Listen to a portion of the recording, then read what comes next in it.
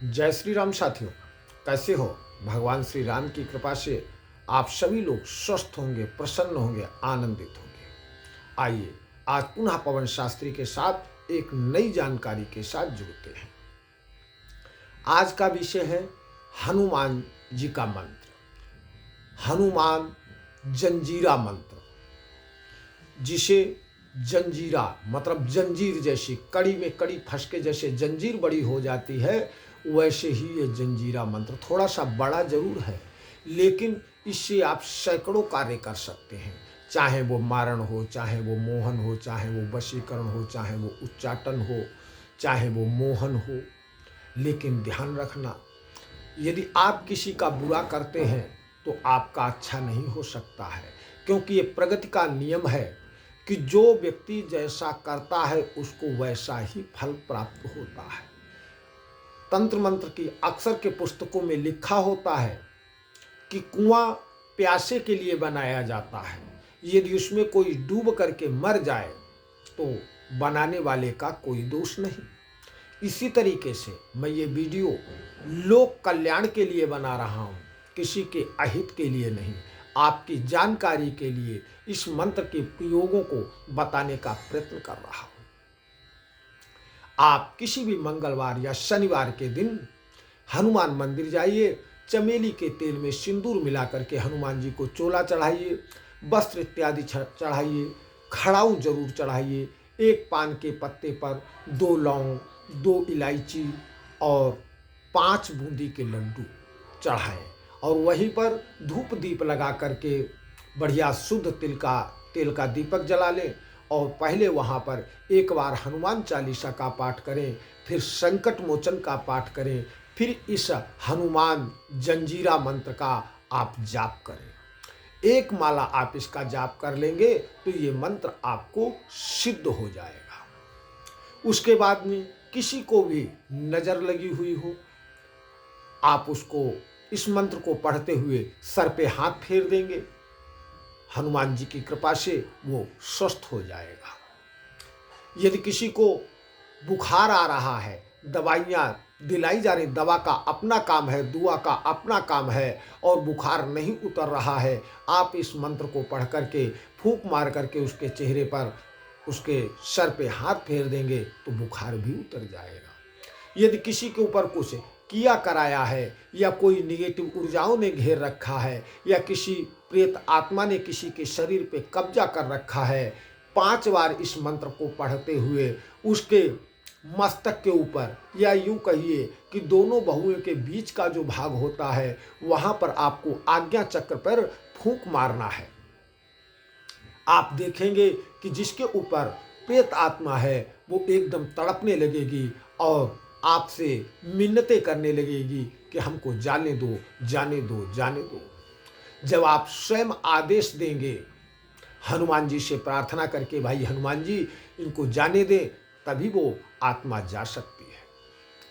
आपके साथ किसी की शत्रुता हो रही है, आपसे लोग लड़ाई झगड़ा करने आ रहे हैं, तो आप इस मंत्र को मन में सुमिरन करते हुए अपने सीने पर यूं करके फूंक मार लें। शत्रु आपको देखते ही भयभीत हो जाएगा और आपसे सुलह करने का प्रयत्न करने लगेगा और आपसे लड़ाई नहीं लड़ेगा। यदि आप किसी सभा में बैठे हुए हैं, कोई आप कलाकार हैं या कोई आप कार्यक्रम कर रहे हैं, कोई स्टेज शो कर रहे हैं, आप इस मंत्र को पढ़ते हुए अपनी दोनों हथेलियों पर फूंक मारें यूं करके और अपने चेहरे पर यूं करके घुमा लें। पूरी महफिल आपको देखती रह जाएगी, आप पूरी महफिल आपकी तरफ आकर्षित होगी। इस मंत्र की जितनी महिमा बखान की जाए उतनी महिमा कम है, क्योंकि यह हनुमान जी का अमोघ मंत्र है। ये एक चलते फिरते महात्मा कामरू कामाख्या का एक संत से मुलाकात हुई थी, उन संत के द्वारा इस मंत्र की हमको प्राप्ति हुई थी। आज वो मंत्र आपको लोक कल्याण हित आपके सामने वीडियो में मैं दे रहा हूँ। बशर्ते यदि आपको मंत्रों पर विश्वास है तभी इस मंत्र को आप करें। मंत्र कुछ इस प्रकार से है कि वीर वीर वीर वीर लिख लें आप कि वीर वीर महावीर लोहे का गदा, वज्र का सोंटा, क्या वज्र का सोंटा, ते काल मारा, तेल सिंदूर की पूजा, हम हुम हुंकार, रामदूत पवनपूत, बेग चले आओ, जैसे श्री रामचंद्र के कारज सारे वैसे मेरे कारज सारो।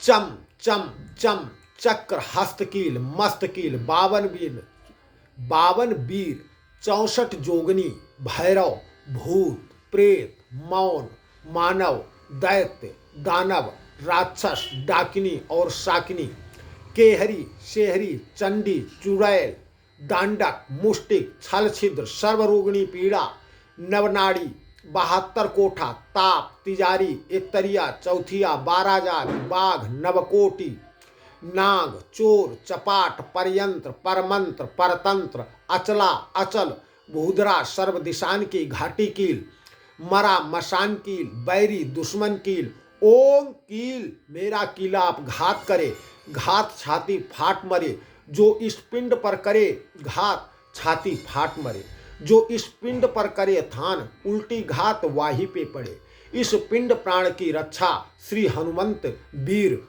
जति करे। ईश्वर कुंजी ब्रह्मताला मेरे पिंड प्राण के श्री हनुमंत वीर रखवाला, ओम हम खम खम फट स्वाहा। आप इसको सुन करके वीडियो को रोक रोक करके एक बार लिख लेना, और लिख करके देखो भाई, हमें तो वीडियो पर लिखना आता नहीं, आप वीडियो देखें या न देखें, अब जितना नॉलेज हमें है, हम ठहरे पुराने ख्यालात के, हमारे ज़माने में मोबाइल नहीं आया था, मोबाइल आप सबके ज़माने में आया है, तो हमें इस पे वीडियो पे लिखना नहीं आता है। आप वीडियो रोक करके अपने पास लिख लेंगे और आप इसका प्रयोग करके देखें।